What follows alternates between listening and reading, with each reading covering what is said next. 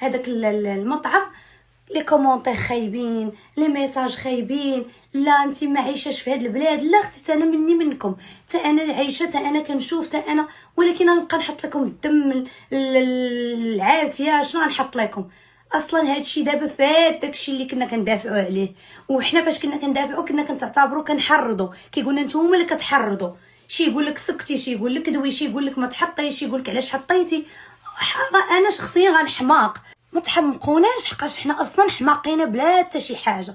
هاد الاوضاع وهذا الشيء اللي واقع راه دخلنا في ديبرسيون وفي ستريس. انا من البارح اليوم ما شفت والو، عاد بديت كنحس براسي كنرجع لطبيعتي، راه انا ديبريميت، مرضت، راه ماشي انا عايشه في شي كوكب اخر، بحالي بحالكم. الله يلطف، الله يهدي النفوس.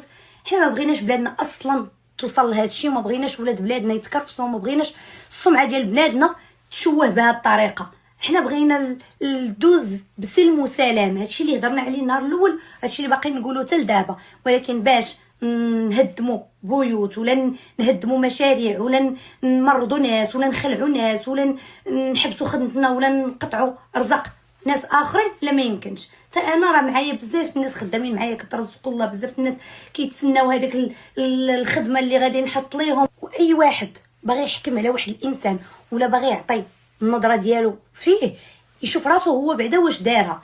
انت الا دابا كاسه كتقولي نوضي خرجي ودوي وديري وفعلي وتركي، نوضي انت شنو درتي؟ انا مازال درت بزاف ديال الحوايج، صورت فيديو وخرجت وتعذبت ودرت كونسيبت باش نحط واحد الحاجه باش حتى انا نمثل ولاد بلادي. اما انت شنو درتي؟ انت شاده التليفون جالسه تعلقي وتعايري وتسبري ورا التليفون وتمرضي الناس اللي انت ما عارفاش اصلا النفسيه ديالهم اشنو فيها، شنو تابعهم.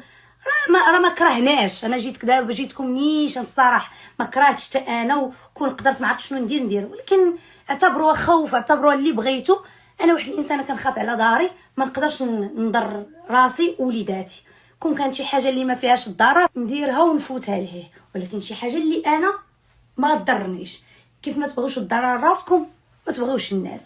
ماشي انت عارفه راسك انت ما قادراش ديري واحد الحاجه وكطالبي من واحد الانسان اخر ينوض يديرها، وهذاك الانسان اكثر واحد. حنا بعدا اللي كنكونوا عندنا صفحات في الانستغرام، اكثر ناس كنكونوا